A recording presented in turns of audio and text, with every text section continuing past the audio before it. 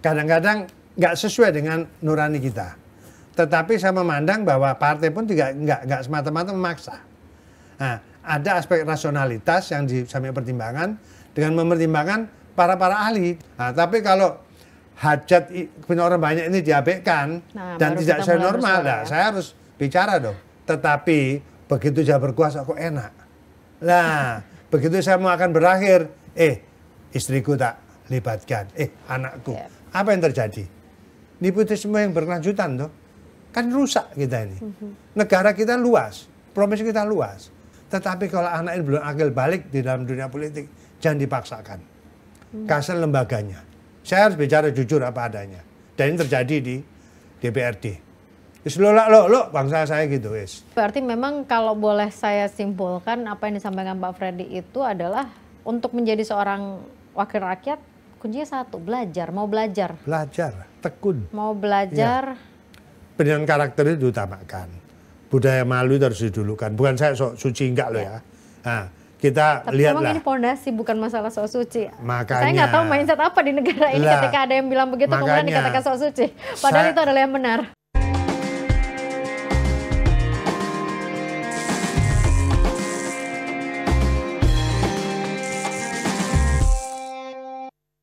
Assalamualaikum warahmatullahi wabarakatuh. Apa kabarnya dulur-dulur Jawa Timur semuanya? Semoga senantiasa dalam keadaan sehat walafiat dan kembali berjumpa dalam Jatim Channel Podcast DPRD Provinsi Jawa Timur. Nah, kali ini kita akan kembali berjumpa dengan sosok yang luar biasa, sosok yang selalu bersuara, tidak pernah kenal lelah untuk menyalurkan aspirasi-aspirasi rakyatnya. Beliau berasal dari Dapil Jatim 12 Bojonegoro Tuban. Nah, pasti dulur-dulur Jawa Timur sudah tidak asing dengan beliau. Ada yang lebih spesial lagi. Karena beliau ini bukan hanya sekedar seorang legislator, tapi ternyata juga seorang akademisi yang mengajar di Fakultas Hukum di salah satu universitas swasta di kota Surabaya ini. Langsung saja Bapak Dr. Freddy Purnomo SH.MH, anggota Komisi A DPRD Provinsi Jawa Timur. Pak Freddy, apa kabar? Alhamdulillah, sehat-sehat. Alhamdulillah. Ya, kita berjumpa lagi di sini ya. Ada yang unik ini memang, seorang legislator tapi seorang akademisi. Dalam otak saya ketika judul kita hari ini kan membawa etika dan ilmu ke parlemen daerah. Kalau dalam otak saya ini antara teori dan praktek yang selalu berbenturan di lapangan. Gimana Pak Freddy menyikapi sebagai legislator tapi seorang akademisi juga? Dan tidak banyak loh Pak yang legislator menjadi Jadi gini, pada prinsipnya hidup itu kan pengabdian ya. Terbiasa saya sejak mahasiswa memang aktif ya dalam dunia kemahasiswaan ya. Pernah menjadi ketua senat mahasiswa, pernah aktif di resmen mahasiswa, pernah demo juga gitu. Ya, itu biasa toh. Tapi nggak anarkis loh ya. Demo santun. Memang layak menjadi penyalur aspirasi rakyat karena memang adalah rakyat begitu ya. Makanya kalau ada yang tanya, Pak Freddy kerjanya apa? Ya saya masih dosen. Sedang DPRD kan untuk tugas pengabdian aja. Tugas pengabdian. Dosen juga pengabdian. Bapak ngajar di mana Pak? Saya di Fakultas Hukum Surabaya. Ya kadang-kadang sama teman-teman di UNER pernah sekali dua kali diundang untuk ngisi di UNER Fakultas Hukum gitu, di Pasca gitu. Sekaligus juga sebagai anggota dari APHTN-HAN ya, Asosiasi Pengajar Hukum Tata Negara dan Administrasi Negara. Ya. Ini sebelum kita masuk lebih dalam membahas tentang legislator yang juga seorang akademisi, membagi waktunya gimana ya Pak ya? Ya ngalir aja sudah. Ngalir aja ya Pak ya. Jadi ada jadwal ngajar yang pasti, ada jadwal ke kantor juga ya. Ada. Paling enggak saya seminggu di Universitas Surabaya itu 2 kali ya. 2 kali. Ya hari Rabu sama Jumat itu jam saya ngajar. Itu yang udah pasti ya. Ya pasti. Itu ya dilihat nanti kalau memang di DPR jauh lebih penting misalkan ada keputusan di paripurna ya saya berurusan DPR. Nah, bisa dirunding ya, bisa diatur lah. Bisa dinegosiasikan lah ya. Ya alhamdulillah. Untuk waktunya. Hampir selama saya mengajar sudah puluhan tahun, ya sekali 2 kali lah, tapi nggak pernah benturan. Dua-duanya adalah bentuk pengabdian loh Pak. Pengabdian. Menjadi dosen pengabdian, menjadi seorang legislator juga adalah pengabdian kepada masyarakat. Semua kita tuh waktu mahasiswa, Tridharma Perguruan Tinggi, pendidikan, penelitian, pengabdian. Nah, yang lebih menarik lagi ketika dua-duanya adalah sebuah bentuk pengabdian, tetapi fakta di lapangan kan seringkali berbenturan Pak. Kita belajar apa di Fakultas Hukum, tapi ketika kita berada di lapangan ternyata kita harus berkompromi dengan banyak hal kan. Ada etika yang mungkin kita pelajari di fakultas hukum di kampus begitu marwahnya juga, tapi ketika kita masuk ke dalam dunia legislatif begitu, mungkin ada berbenturan nggak sih Pak nilai-nilainya, norma-normanya begitu? Ya kalau menurut saya sih nggak ada ya. Bicara masalah tugas itu kan ya, apalagi kita kan sudah terbiasa berpikir normatif ya. Ya Mbak Agnes sama saya kan satu alma mater di Fakultas Hukum Satu UNER alma ya. mater, saya junior jauh Pak di bawah Bapak. Kita ini kan biasa kan UNER Fakultas Hukum kan alirannya normatif, bukan sosiologis, kata Pak Peter kan gitu tuh. Nah, makanya kita selalu berpikir normatif. Apa yang sudah menjadi satu keputusan di baik regulasi ya, satu di atasnya maupun dibuat oleh DPR sendiri ya sudah, kita harus menegakkan gitu. Harus menegakkan. Ya, kalau soal nego-nego itu, mohon maaf ya, saya belum pernah nego-nego itu. Nggak belum pernah. Ya dalam artian gini, nego dalam artian positif ya, bukan istilahnya bargaining ya, untuk. artinya bargaining dan kita berkompromi itu kan memang ada hal yang positif yang untuk didiskusikan begitu ya Pak ya. Kebetulan saya ini 4 periode ya di DPRD itu selalu di Komisi A, bidang pemerintahan hukum. Hanya sebentar pernah di Komisi B ekonomi ya. Tapi saya kembali lagi ke Komisi A. Karena memang sesuai dengan bidangnya. Iya, Komisi A terus gitu. Jadi di situ memang bidang saya, basic saya kan hukum pemerintahan. Menurutnya Philip Sajon, Prof Tati kan gitu.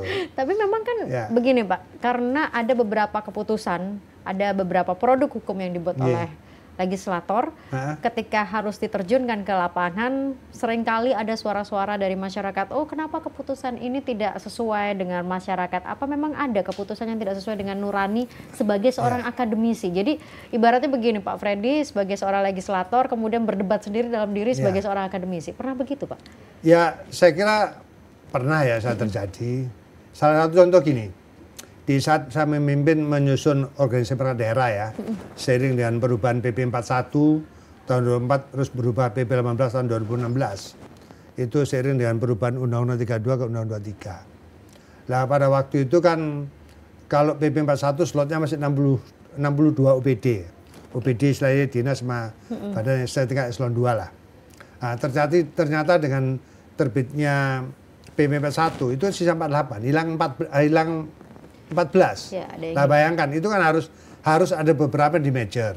Nah saya ada, kalau kita bicara tentang urusan pemerintahan otonomi Undang-Undang 23 ya, ada absolut, ada konkuren, ada urusan umum. Nah wilayah provinsi kan konkuren tuh dalam rangka untuk penyelenggaraan otonomi daerah. Di situ terbagi lagi ada urusan wajib, ada urusan pilihan. Nah kalau wajib bukan wajib, kan gitu tuh. Betul. Makanya saya pernah berdebat dengan sama-sama alumni juga, senior saya juga di Pak Dekarwo waktu itu Gubernur Jawa Timur. Nah, slot untuk kepala untuk dinas ya, dulu ada namanya Badan Ketahanan Pangan, ada Dinas Pertanian. Nah, saya tidak terlalu kaku, tidak rigid karena ketahanan pangan ini masuk dalam urusan wajib. Sedangkan pertanian dalam urusan pilihan. Makanya sebelum saya memutuskan ya ini digabung jadi satu nomenklatur di kedinasan, saya perlu konsultasi. Saya konsultasi ke Dinas Teknik, ke Kementerian Pertanian. Kementerian Pertanian saya menyampaikan bahwa ini adalah wajib. Ya gue wajib gitu loh.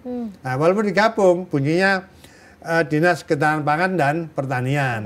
Nah tapi satu sisi ketahanan pangan itu ada karena ada pertanian. Kan gitu toh. Nah ini kan sangat dramatis. Maka dari beberapa pakar hukum pemerintahan waktu itu saya libatkan semua ya, bahasanya ya tetap wajib di depan gitu.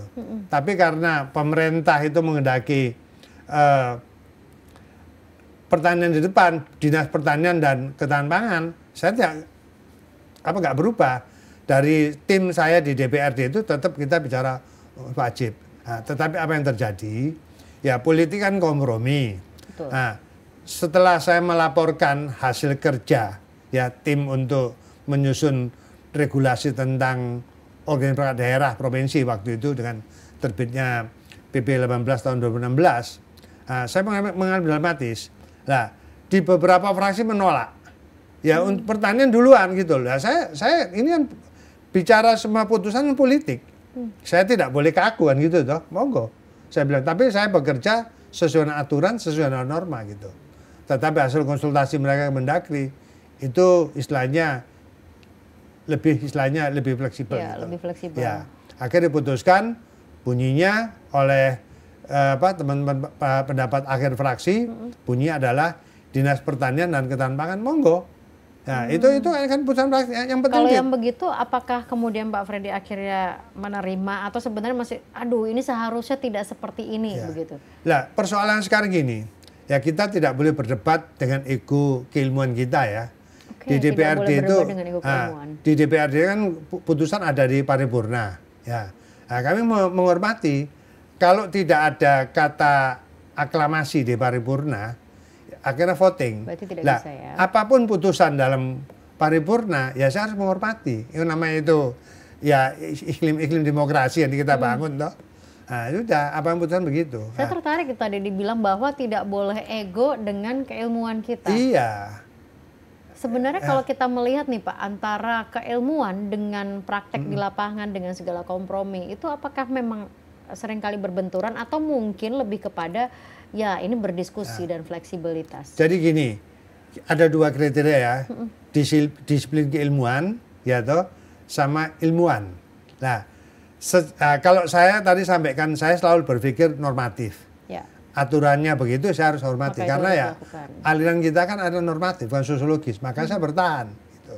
Tetapi apa yang terjadi pada forum paripurna harus mengambil satu putusan bahwa hasilnya begini, ya tentunya tidak bertentangan dengan norma-norma lain, boleh. Kan judul itu. Ya. Yang diminta yang dimana yang judul, bukan isi dari barang materi. Materi nggak berubah. Hanya ada beberapa substansi dari materi regulasi itu kita sesuaikan. Ya, yang penting tidak bertentangan dengan aturan lebih tinggi. Ya, itu intinya gitu. Jadi itu kita mengakomodir ya. Namanya pendapat kan kita harus mendengarkan juga. Dan tidak harus mutlak di diri kita sendiri begitu ya, Freddy ya. Pendapat itu dan juga tidak harus kita penuhi semua. Nah, mana yang menjadi satu rasionalitas ya dalam konteks keilmuan yang ada dan sesuai dengan regulasi ada, ya monggo. Itu kan saya katakan bahasa kompromi gitu. Bahasa kompromi. Ya. Kalau di legislatif itu juga ini nggak sih Pak, terpengaruh juga nggak sih dengan bagaimana suara dari partai? Dari kan Pak Freddy juga dari Partai Golkar begitu. Betul. Apakah itu juga mempengaruhi dalam sebuah pengambilan keputusan? Oh, ini ada keinginan partai seperti ini atau gimana dalam sebuah keputusan pembentukan aturan? Betul. Jadi gini, DPRD ini kan punya fraksi kepanjangan daripada partai.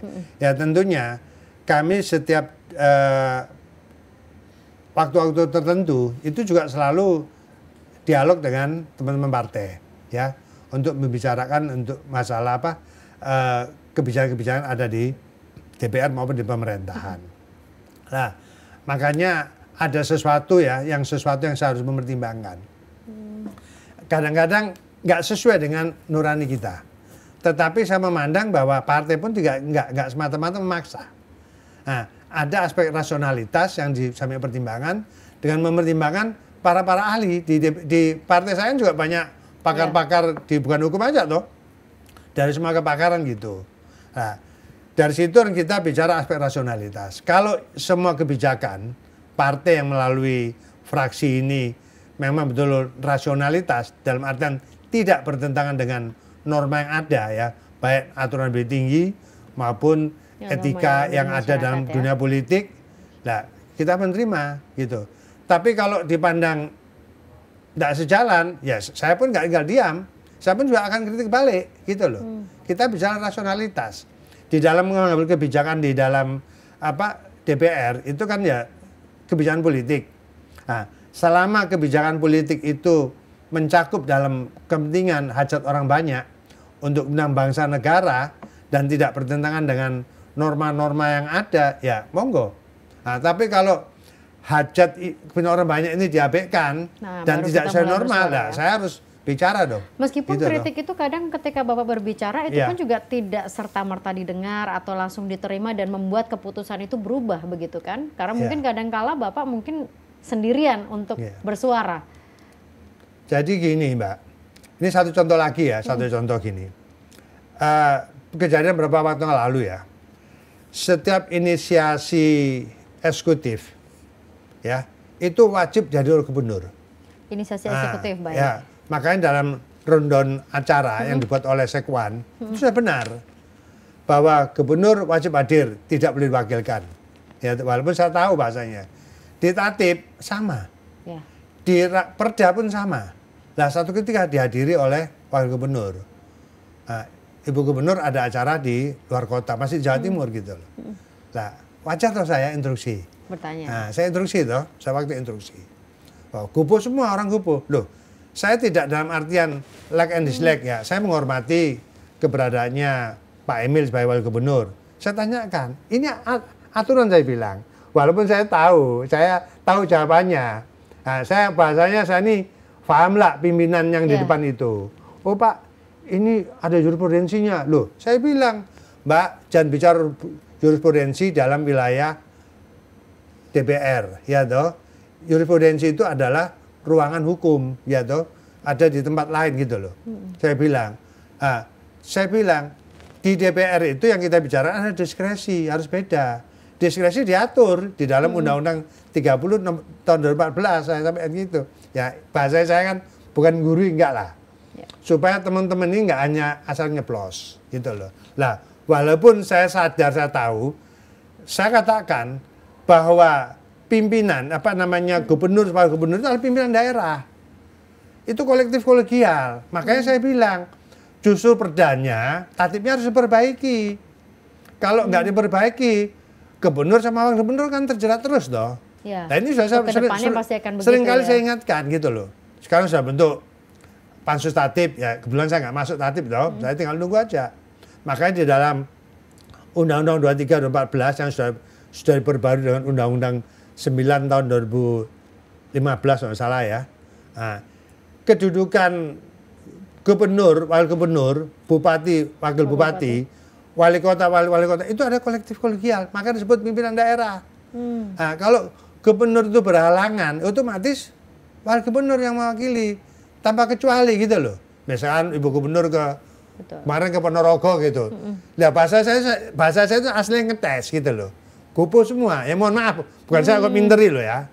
Makanya saya bilang, ini perdanya sama tatipnya harus diperbaiki. Direvisi, karena perda tidak boleh bertentangan dengan aturan lebih tinggi. Itu yang saya ingat. Makanya selama perda itu tidak direvisi atau diperbaiki? Diperbaiki. Saya tentu akan tanya. Setiap kali akan bertanya pastinya ya. Akhirnya saya kemarin walk out gitu loh. Saya di WA sama Mas Emil ya, Wagub. Pak Freddy mau petunjuk. Lah, saya sudah jelas. Ini aturan gitu loh. Karena ada aturan yang memang mau tidak mau dan itu sudah harus dilaksanakan begitu ya. Makanya aturan ini saya bilang sama teman-teman harus diperbaiki perda sama tatipnya itu. Nah, dimasukkan dalam klausul ya walaupun ini inisiatif eksekutif itu ada pimpinan. Harus ada pimpinan itu adalah gubernur, wakil gubernur, bupati, wakil bupati, wali kota, wakil wali kota. Bukan hanya wakil itu awak sikil, hanya sekedar pelengkap, bukan itu. Wakil awak dan sikil. Itu yang saya ingatkan sama teman-teman. Tapi begini Pak, menarik karena mungkin juga masyarakat kadang-kadang tidak paham proses pembuatan sebuah aturan ketika berada di ruang dewan. Itu gimana sih Pak? Karena kadang-kadang masyarakat itu bilang, oh ini aturan ini siapa yang bikin? Apa karena banyak kepentingan, ada titipan, ada yang butuh maka aturan ini dibuat. Nah sebenarnya prosesnya gimana sih Pak? Saya paham Pak Freddy adalah seorang akademisi, jadi kita meyakini oh Pak Freddy paham tentang pembuatan aturan. Bagaimana dengan rekan-rekan yang lain? Apakah juga akan ada ahli yang hadir dan memang benar-benar suara ahli itu dipakai Pak dalam pembuatan aturan? Jadi gini, DPR itu kan ruang politik ya. Tidak harus sesuai kompetensi. Nah, kalau bicara merit system atau meritokrasi itu ada di birokrasi. Harus sesuai dengan kompetensi. Ada undang ASN toh, kompetensi. DPR itu latar belakang macam-macam. Nah, makanya kalau dia nggak tahu, salah satu itu ada pendampingan tenaga ahli. Ya, tenaga ahli bidangnya, ya toh. Kalau bicara infrastruktur ya kita ngundang namanya tenaga ahli yang menguasai infrastruktur. Saya pun tidak menguasai infrastruktur. Satu ketika saya percaya untuk nyusun RT RW, ruang tata wilayah dan ini ya wilayah provinsi misalkan. Saya nggak tahu tentang masalah infrastruktur bagaimana. Saya pasti ngundang ahli, saya tanya. Nggak mungkin saya memaksa kehendak. Ya toh? Nah, makanya kebalikannya. Jadi regulasi itu dibuat ada 3 aspek. Aturan lebih tinggi, ya toh? Oke, aturannya yang, sudah ada berarti yang ya, memerintah yang lebih tinggi, memerintah untuk dibuatkan turunan di daerah terkait dengan masalah mandatori ya di bidang otonomi. Kedua, itu bisa menjadi inisiasi ya, inisiasi masyarakat melalui DPR hasil reses gitu. Nah ini biasanya masuk dalam konteks kearifan lokal. Nah, kearifan lokal, misalkan gini, saya kemarin membuat tentang perda tentang toleransi dan keberagaman Jawa Timur. Nah, karena ada ruang kosong ya setelah P4 ini ditiadakan, nah, nilai-nilai kebangsaan siapa yang punya tanggung jawab? Kan diambil alih oleh pusat. Ya. Nah, tetapi bagaimana implementasinya? Yang Nah, di daerah. di saat terbit PP 1816, selama itu belum keluar aturan teknis oleh pemerintahan pusat, maka daerah diberikan kewenangan untuk mengatur. Maka saya atur gitu loh. Itu satu. Itu pun dari perkembangan dari situasi yang ada ya.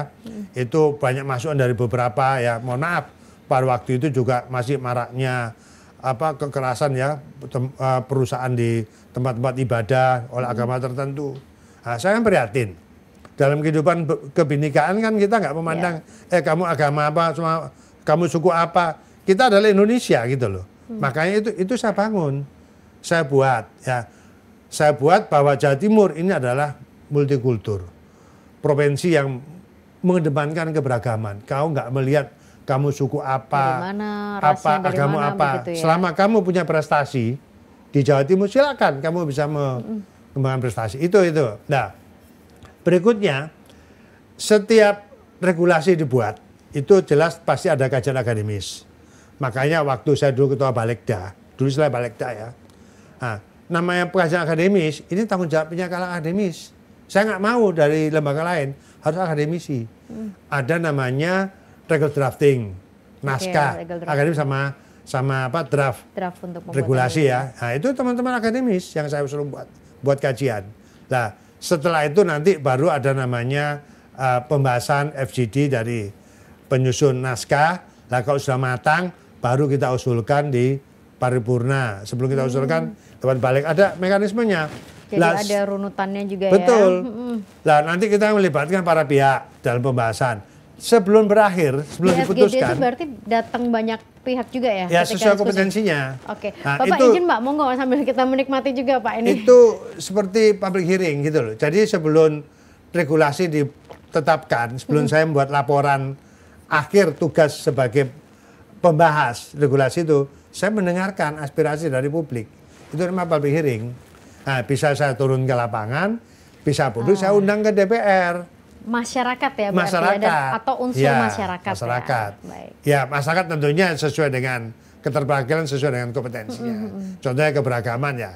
Saya ngundang tokoh-tokoh lintas keberagaman, agama, budayawan, seniman, terus perwakilan suku bangsa yang ada di Jawa Timur saya undang. Baru setelah itu kita sempurnakan gitu. Nah, ini memang menarik kalau kita mengikuti begitu ya bagaimana Pak Freddy tadi menjelaskan bahkan dari prosesnya. Ini memang kalau tadi dibilang legislator itu tidak harus berdasarkan sesuai kompetensi begitu ya, karena berasal dari banyak background. Tapi tetap harus butuh orang yang benar-benar kompeten karena mereka adalah wakil rakyat. Cuman belakangan kan memang ada banyak jalur dari popularitas Pak Freddy. Nah, para legislator yang muncul dari jalur popularitas begitu ya. Nah, bahkan masyarakat pun juga mungkin bersuara, ini kayaknya kok nggak mau belajar, hanya sekedar bersuara begitu. Dalam beberapa bulan terakhir juga kan sempat terjadi insiden yang seperti itu. Gimana sih Pak? Apakah memang ketika kita nggak paham apapun tuh kita masuk dewan, ini gimana Pak? Ya masih gini, jadi dia mencari celah ya. Kemarin di zaman Orde Baru dianggap terlalu strict ya, terlalu kaku ya, ketat gitu. Harus melalui screening atau apa. Loh, saya yang hidup di Orde Baru, walaupun saya itu pernah demo kebijakannya Pak Harto ya, NKRI-PKK. Tapi setelah saya gabung di Partai Golkar, saya merasakan ada ilmu-ilmu yang nggak saya dapatkan di dunia kampus. Nah, ada hal-hal yang sekiranya itu saya harus paham. bahwa semua kebijakan regulasi itu tadi itu adalah kebijakan politik. Nah, tetapi dan itu tidak ada di ruang kampus ya Pak ya? Oh kampus kan yang ya, saya dapat secara teori dan normatif ya ada tapi kan tidak begitu gamblang. Makanya sejalan dengan reformasi kemarin saya mendukung. Saya juga nggak setuju namanya jabatan harus dikuasai sampai sekian lama sebagai kepala daerah sampai jadi gubernur lah. Ya kecuali DPR lah ya, saya nggak tahu. Saya dulu minta ke DPR RI suruh bertahan di Jawa Timur 4 periode saya.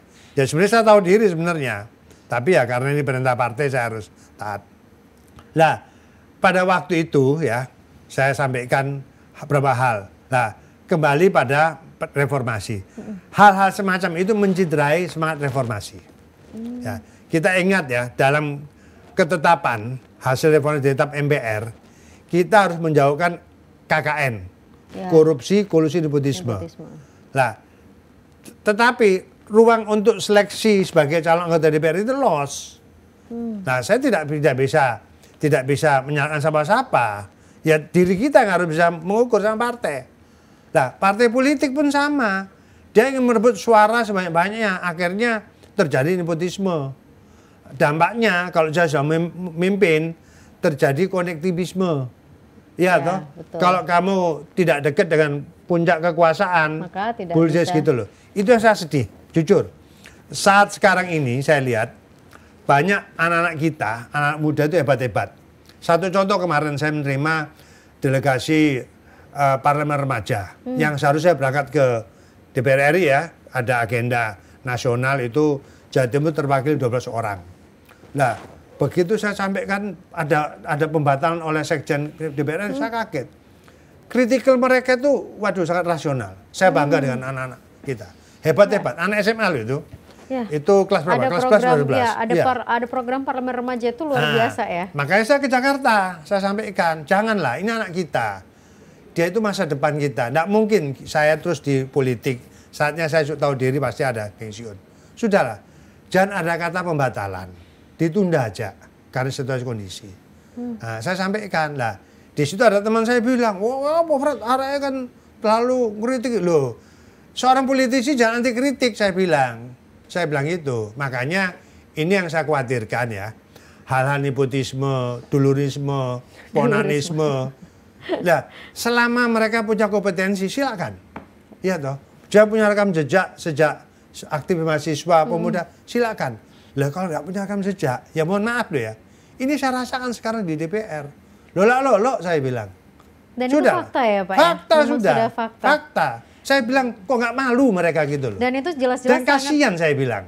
Sangat bertentangan dengan dunia kampus, akademisi yang memang harus ada backgroundnya begitu ya. Betul. Ujung-ujungnya Mbak Anes tahu sendiri toh. Kemarin ada lagi yang kesandung masalah tipikor. Sudah ketangkep. Lah gitu-gitu yang saya sedih. Bukan kita nggak mau rezeki. Ya tahulah, semua itu ada aturan yang kita jaga. Bukan saya sok idealis, enggak lah. Bukan saya kaku, tapi aturan kita hormati. Loh, kapan kita mau maju? Nah, itu yang harus kita benahi gitu loh. Saya kasih anak kita. Makanya jabatan itu ya, kekuasaan itu kita ingat. Indonesia negara hukum. Kita orang hukum loh ya. Nah, dimaknai di pasal 1 ayat 3 Undang-Undang 45. Indonesia negara hukum. Rekstad bukan makstat.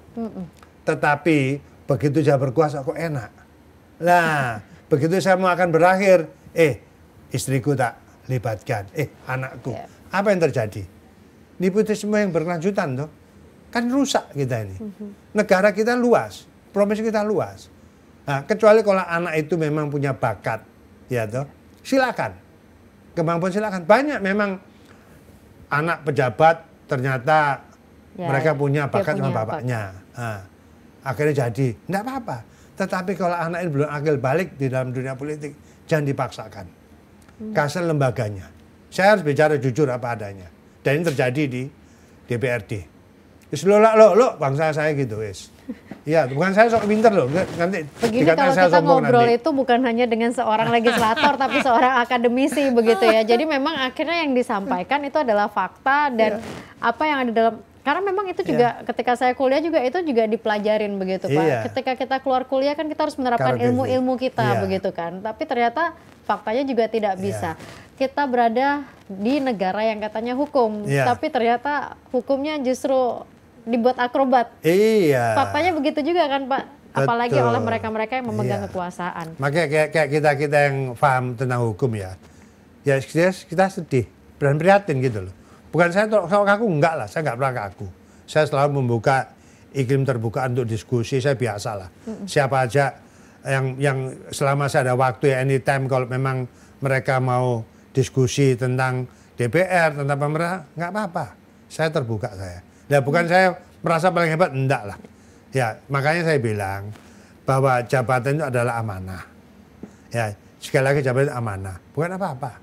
Ya saya pun enggak pernah, ya bukan apa saya nggak pernah susah. Saya juga dulu pernah susah hidup itu. Saya bukan anak pejabat kok. Kan kehidupan itu kayak roda ya, berputar begitu ya. Saya bukan anak pejabat, saya juga dulu cita-cita mau masuk AKABRI nggak keterima. Masuk fakultas kedokteran juga nggak keterima. Akhirnya kesandung fakultas hukum. Ya nggak apa-apa. Saya tekuni, ternyata juga menarik juga di fakultas hukum. Dan alhamdulillah saya linier. Sampai selesai S3 di UNER semua. Fakultas hukum. S1 saya di fakultas hukum Universitas Surabaya. S2, S3 saya di UNER. Di UNER. Dan akhirnya ini pun juga akhirnya menjadi bekal ketika Bapak menjadi seorang legislator. Apalagi di Komisi A begitu betul, ya. Pemerintahan. Tapi jujur nih Pak. Kalau boleh saya mengatakan begitu ya, karena saya sebagai orang lulusan hukum begitu ya Pak, melihat hukum yang kemudian akrobatik, saya sempat pernah berpikir, kayaknya nyesel deh kuliah hukum. karena begini Pak, ya jujur ya Pak ya, karena ini gunanya apa sih kuliah hukum, toh ternyata ketika lulus hukum, ilmu itu tidak bisa diterapkan, malah harus berkompromi dengan banyak hal. Apakah itu dialami Pak Freddy ketika harus membentuk sebuah produk hukum di Dewan? Saya kebetulan sejak muda nggak pernah berhenti beraktivitas ya. Makanya setelah saya lulus dari Fakultas Hukum S1, saya langsung terjun, saya megang sekretaris LBH-nya Golkar. Saya berkecimpung dalam dunia hukum terus berjalan. Seiring tahun 87 saya juga nyalek. 92 saya nyalek, 97 nyalek, 99 saya nyalek karena reformasi toh. 2009 saya baru jadi sampai sekarang. Jadi berproses. Makanya buat saya bahwa keilmuan yang kita dapat ya dengan istilahnya ijazah atau apa, buat saya bukan semata-mata kita mencari pekerjaan secara digit, bukan ya. Nah, aktivitas akan berjalan dengan sendirinya. Saya dulu memang banyak tawaran ya, pegawai-pegawai negeri, pernah jadi wamil ya, semua memang belum jodoh saya di politik. Dan alhamdulillah profesi saya ini banyak manfaatnya gitu. Saya pernah aktif di lawyer ya, saya pernah mendampingi. Nah, semua berjalan. Ya ada pasang surutnya lah. Ada pasang surutnya. Kadang-kadang kalau orang itu tampil dalam apa ya, tapi kalau saya pribadi sebenarnya lebih banyak pasangnya ya, banyak aktivitas. Karena itu tadi, saya nothing tulus, orang nggak pernah hitung-hitungan gitu loh. Ya sudah, pokoknya kerjaan ini harus selesai dulu dengan argumentasi hukum atau argumentasi yang saya miliki. Nah, soal lain itu nanti gitu loh. Saya tidak pernah bicara masalah, mohon maaf ya, minggu dikoro sombong gitu. Saya nggak pernah bicara hitung-hitungan finansial, gitu loh. Semua akan diatur. Begitu saya ke DPRD sudah diatur. Oh, Pak Freddy budgetingnya untuk tiap bulan sekian. Ya sudah, saya harus terima, gitu. Di luar itu saya juga punya kerjaan lain. Satu ketika ada teman-teman butuh namanya legal opinion. Apa nggak boleh? Boleh, saya buatkan. Nah itu kan tambahan halal saya bilang. Yang penting saya tidak aktif di advokat. Kan nggak boleh saya advokat sekarang. Ya karena nggak boleh jabat rangkapan. Nggak boleh jabat rangkapan. Tapi saya sebagai dosen kan nggak apa-apa. Supaya nggak pikun saya. Nah itu. Nah sebagai dosen pun ya saya tidak pernah ngitung, oh aku digaji bahkan ya jujur aja. Kadang-kadang saya juga sudah nggak usah lah, saya bilang nggak usah diberi lah. Ya intinya bagi-bagi rezeki yang lain aja gitu. Prinsip saya adalah nothing tulus, pengabdian aja. Pengabdian. Gitu. Itu akhirnya banyak teman ya otomatis banyak rezeki. Apa sih Pak syarat menjadi seorang legislator? Apakah memang ya karena beberapa kali begitu ya kita melihat seorang legislator ketika backgroundnya adalah seorang akademisi pasti bicaranya pun akan berbeda. Bagaimana pengetahuannya pun juga pasti akan berbeda. Apakah memang harus seorang akademisi backgroundnya untuk menjadi seorang legislator? Tidak harus. Apa syarat untuk menjadi seorang wakil rakyat? Kebetulan saya ini sejak muda senang organisasi ya, mulai dari OSIS ya toh, terus di Pramuka saya senang, terus saya menginjak ke perguruan tinggi, saya pernah jadi anggota Badan Perwakilan Mahasiswa, Ketua Senat Mahasiswa, terus terjun ke resimen mahasiswa, terus di KNBI, di organisasi di AMPI. Ini nggak ada berhentinya terus gitu. Ya alhamdulillah itu berjalan terus. Satu ketika ya saya tahu diri, tahun 78 itu awal saya gabung di Golkar. Setelah saya jadi aktivis jalanan, nah, saya jadi aktivis jalan sempat ngandang juga waktu itu. Terus diajak diskusi oleh namanya Letkol Sugiharto almarhum ya. Dulu beliau Dandim Jawa Timur masih di Jalan Kayun dulu gitu. Kau daripada jadi politisi jalanan, malah politik pisan. Lah itulah tahun 78, usia saya masih 20. Saya kalau tidak salah masih kelas 3, tingkat 3 kalau salah itu. Saya sudah terjun ke AMPI sebagai satgas. Belum pengurus loh ya. Nah, berproses 80 saya baru ikut kaderisasi Golkar. Nah itu awal saya mendapatkan ilmu tentang kegolkaran politik tahun 80. Itu berproses terus. Sampai saya diberangkatkan sebagai penatar, calon penatar. Saya gabung di BP 7, Provinsi Jawa Timur. Saya pernah ditugaskan juga Timur Timur. Saya nggak berhentinya. Pernah ikut Tarpatnas, ya toh. Lah, itu harus terus jalan terus nggak ada berhenti. Bukan saya ambisi enggak loh ya. Tapi memang itu kan menjadi bekal. Nah, betul. Bekal untuk kemudian Bapak menjadi seorang legislator begitu ya. kan. Etika yang Bapak pelajarin, terus kemudian keilmuan yang Bapak pelajarin itu kan menjadi bekal yang sangat kuat, pondasi begitu. Betul. Ya memang harus jadi diri harus begitu itu. Kita harus berproses. Ibaratnya kalau kita sekolah nggak ujung-ujung dapat ijazah. Jangan instan berarti ya Pak ya. Nah, instan harus berproses. Makanya saya tidak pernah memaksa anak-anak saya, ya toh, mantu saya mau berpolitik biar jalan sendiri. Kalau dia mau politik silakan. Oh saya dulu juga ada yang bimbing. Hanya karena saya itu dablek bandel, ya toh, jadi politik jalanan. Nah, disarankan daripada kamu jadi politik jalanan, melo politik pisan. Akhirnya saya gabung ke Golkar itu. Itu berproses. Jadi Golkar saya nggak ada ngajak loh, saya inisiatif loh. Inisiatif. Ketemu senior saya Pak Anton Meriatno, ada di situ. Akhirnya saya belajar beliau ya. Nah, tapi beliau tidak istilahnya memberikan fasilitas untuk saya, tidak. Ketemu Pak Dekarwo, ya sekedar untuk kita diskusi, berproses. Akhirnya saya dipercaya jadi pengurus 87, selain sebagai sekretaris LBH, terus jadi biro hukum, sampai saya terakhir jadi ketua harian Golkar Jawa Timur. Itu berproses. Makanya saya dalam perjalanan, saya melihat aktivis-aktivis mahasiswa ini. Nah, saya bisa nilai, kalau dia memang cakep dan punya kemampuan berorganisasi, saya ajak itu untuk gabung ke partai saya, ke Golkar. Untuk belajar dulu berarti. Prosesnya biar dia berjalan sendiri, saya nggak pernah memfasilitasi. Kecuali kalau saya ada kegiatan, misalkan saya ada reses, terus ada kegiatan di daerah, ya kadang-kadang saya ajak, ya baik teman-teman provinsi, nah, apalagi reses kan menemui konsekuensi di daerah, itu kewajiban gitu loh.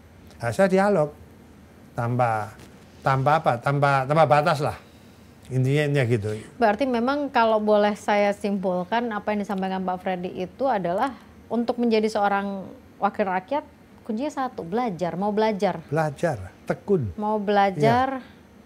Dan tekun. Tidak terpengaruh dengan segala kompromi-kompromi yang ada. Iya, kompromi dalam arti positif. Ya, pasti itu ya. Bukan kompromi dalam arti dil-dilan negatif loh ya. Nah, saya itu saya hindari, bukan saya sok enggak lah, itu saya hindari. Itu yang saya khawatir ya. Makanya dalam konteks kejadian akhir-akhir ini kayak korupsi, ya saya sedih. Terus kemudian sebenarnya jadi anggota DPR ketat. Ada tes, ada yang punya latar belakang ijazah, ya.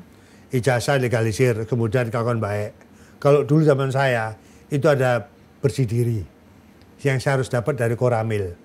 Nah, bahwa saya tidak terindikasi dengan partai terlarang. Nah, kemudian psikotes. Ya. Kemudian fit and proper test dulu. Dulu ada fit and proper test. Nah, istilahnya kami dites wawancara gini. Sekarang nggak ada. Yang ada sekarang adalah ijazah, surat kelakuan baik, psikotes sama kesehatan. Nah, itu. Nah, saya nggak sudon ya. Kadang-kadang ada yang gagal salah satu. Tapi masuk juga? Loh, ngancam saya bilang. Saya bilang lawanan, nggak usah ragu saya bilang. Oh, ada yang ngancam juga? Ada. Saya ada gagal psikotes. Lah saya bilang, Kok nggak bisa tes? Tolan bilang gitu. Ada apa tegas saja, kalau mau digertak bilang gitu. Saya memang memberikan motivasi gitu, walaupun teman saya sendiri ya, karena recovery kejiwaan ini kan butuh 6 bulan sampai 1 tahun gitu. Nah kalau sudah kejiwaannya nggak bagus, dipaksa DPR apa jadinya? Ya fakta sendiri toh. Ya kita nggak sudon, bukan niat mereka untuk misi, tugas, fungsi legislatif, tapi cari-cari yang nilai-nilai ada gitu. celah-celah yang lain yang berusaha dicari ya. Makanya saya bilang ya, dalam hidup ini satu yang saya titipkan, pendidikan karakter diutamakan. Kita ini sudah nggak ada istilahnya budi pekerti, nggak ada P4. Makanya pendidikan karakter utama. Saya sampaikan, makanya saya bicara sama teman-teman di TNI Polri, sudahlah, sing iso tetap dan jangan alergi dengan TNI Polri. Karena saya merasakan saya ini mulai kecil ya, didikan saya memang tentara sudah. Sampai saya lulus sarjana saya di Risman Mahasiswa, walaupun saya punya cita-cita di militer tapi nggak berhasil ya. Mungkin jodoh saya di politik ya. Alhamdulillah teman sudah pensiun, cuma saya belum pensiun. Makanya saya penting pendidikan karakter itu diutamakan. Budaya malu itu harus didulukan. Bukan saya sok suci enggak loh ya. Nah, kita tapi lihatlah. Tapi ini pondasi, bukan masalah sok suci. Makanya, saya nggak tahu mindset apa di negara ini ketika ada yang bilang begitu kemudian dikatakan sok suci. Padahal itu adalah yang benar. Makanya gini Mbak Ines ya, saya ini pernah jadi lawyer ya. Ini cerita. Tahun 99-2004 itu saya pernah mendampingi teman yang kesandung urusan tipikor. Nah, waktu itu saya dampingi ya, sebagai lawyer saya dampingi, berproses lah kayak gitu. Menjelang berapa tahun kemudian, ya toh, anaknya dipaksa. Jadi diri saya sendiri, anak ini sebelum belum waktunya, tapi orang-orang tua dipaksa. Jadilah anggota DPR dengan pemaksaan.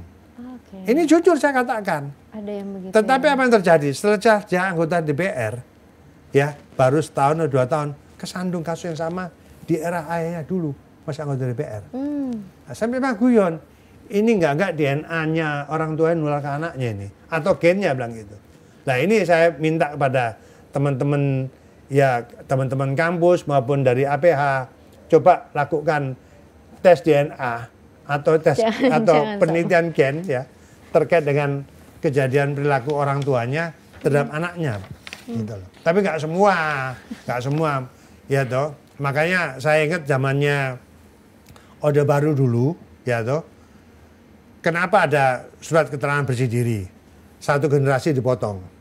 Yang orang tuanya terlibat komunis, anaknya tidak bakal bisa berkembang gitu. Nah, saya baru sadar, oh ternyata ini juga ada faktor. Gitu. Tapi walaupun itu juga melanggar hak asasi manusia, ya saya pun ya prihatin juga ya. Anak ini kan sebenarnya kan naik korban. Ya, dia tidak ikut-ikut sebenarnya. Tapi mungkin memang lebih kepada harus disiapkan dan bukan dipaksakan gitu ya. Harusnya ada pembinaan, jangan diputus gitu loh. Pemerintah harus membina anak-anak ini gitu loh. Karena memang di Dewan ini ada 3 fungsi dan semuanya adalah urusannya terkait dengan nasib hidup masyarakat juga. Kebijakan-kebijakan yang dibuat oleh Dewan ini juga akan terkait dengan eksekutif dan ujung-ujungnya adalah untuk masyarakat. Kalau dibuat akrobat ya jadi uji coba, kelinci percobaan begitu ya Pak ya? Ya akhirnya kita nggak maju-maju. Stagnan terus tuh. Jadi sebenarnya antara seorang legislator dengan akademisi itu ya sebenarnya itu berada dalam ruang yang berbeda, sama-sama pengabdian. Semuanya akan kembali kepada diri masing-masing berarti ya. Betul. Jadi kalau saya lihat ruang politik dan ruang akademisi sebenarnya bedanya tipis. Ya toh. Yang jelas kalau kita di kampus saya tidak pernah membahas atribut politik. Tapi dalam konteks belajar politik, oke. Nah, tetapi ilmu yang kita dapat, harapan kita kan bisa kita aplikasikan kepada lapangan yang kita tahu. Logikanya gitu toh, sambil kita harus mencari perbandingan. Dalam apa? Menuju istilahnya Indonesia, menuju negara hebat. Ya, Indonesia emas Pak. Emas, begitu toh. Bukan cemas ya. Nah, akhirnya yang terjadi cemas toh sekarang. Mohon maaf loh ya, saya prihatin ya, saya sebagai orang tua, dengan situasi kondisi sekarang ini ya, saya tidak dalam arti seudon ya. Kita harus memberikan akal pikiran sehat. Siapa sih nggak senang orang berkuasa? Tapi kekuasaan itu adalah amanah. Kekuasaan itu harus sesuai dengan kompetensi. Bukan karena ketokohan, bukan karena popularitas. Tetapi di balik amanah, di balik kekuasaan itu ada amanah. Ada sebuah tanggung Itu jawab. saya sampaikan. Sekali lagi saya nggak masalah. Ada anak yang jalan ya, contohnya kayak W. Bush, presiden. Udah nggak apa-apa kalau dia punya kompetensinya. Ya, di Indonesia pun juga nggak apa-apa, asal dia punya kompetensinya. Tapi kalau anak belum punya akil balik dipaksakan, kasih organisasi. Bahwa kita sadar organisasi ini yang mendirikan adalah father-father kita, orang-orang tua kita. Tujuannya apa? Untuk bernegara dan berbangsa. Dan jangan sampai kemudian hukum jadi alat untuk membenarkan kesalahan itu, begitu ya. Pak Freddy, secara singkat mungkin ada pesan khusus yang ingin Bapak sampaikan untuk konstituen Bapak di Dapil Jatim 12 Bojonegoro Tuban. Jadi pada prinsipnya sekali lagi saya tidak akan pernah melupakan ya, saya bangga dengan Bojonegoro Tuban ya. Di Tuban juga ada Mas Lindra, itu anak muda yang potensi ya, bukan karena ibunya dulu pernah bupati ya, tetapi saya akui bahwa Mas Lindra ini orang potensi, saya tahu. Dan saya kenal orang tuanya, dan anak pun saya kenal, saya bangga. Nah, termasuk di Bojonegoro ada Mas Wahono sama Mbak Nurul, kedua orangnya juga sangat potensi. Orang-orang yang saya anggap orang hebat. Nah, khusus untuk masyarakat, ya tentunya mari kita sama-sama mengawal ya kepimpinan Mas Lindra di Tuban, kepimpinan Mas Wahono sama Mbak Nurul di Bojonegoro. Insya Allah Tuban Bojonegoro akan menuju negara makmur. Saya tahu mereka berdua pemimpin yang terbuka, pemimpin yang harmoni. Ya, saya pun sebagai wakil beliau di Jawa Timur tentu saya nggak tinggal diam. Ya, apapun suara rakyat, suara masyarakat Bojonegoro saya tidak tinggal diam. Asalkan semua itu harus objektif, rasional, ya semua mempunyai nilai positif. Bukan dalam artian yang macam-macam misalnya, semua untuk demi amanah. Yang penting adalah untuk masyarakat. Kembali lagi ke masyarakat. Itu. Pak Freddy, terima kasih banyak untuk obrolannya pada hari ini, luar biasa. Kuliah sambil ngobrol, ini kayaknya emang seru nih kalau Pak Freddy ini jadi seorang dosen ini. Sekali lagi luar biasa, sehat-sehat selalu ya Pak Freddy untuk menjalankan pengabdiannya baik sebagai seorang legislator maupun juga sebagai seorang akademisi. Dan untuk dulur-dulur Jawa Timur semuanya, terima kasih untuk kebersamaannya. Biar bagaimanapun pendidikan karakter itu menjadi hal yang penting. Apapun latar belakang pendidikan kita, selama kita punya karakter yang kuat, itu akan menjadi pondasi untuk kita bisa mengembangkan ilmu, untuk bisa menerapkan ilmu dimanapun kita berada dan juga untuk bermanfaat bagi masyarakat. Saya Agnes pamit, ketemu lagi di lain kesempatan untuk Jatim Channel, podcast DPRD Provinsi Jawa Timur.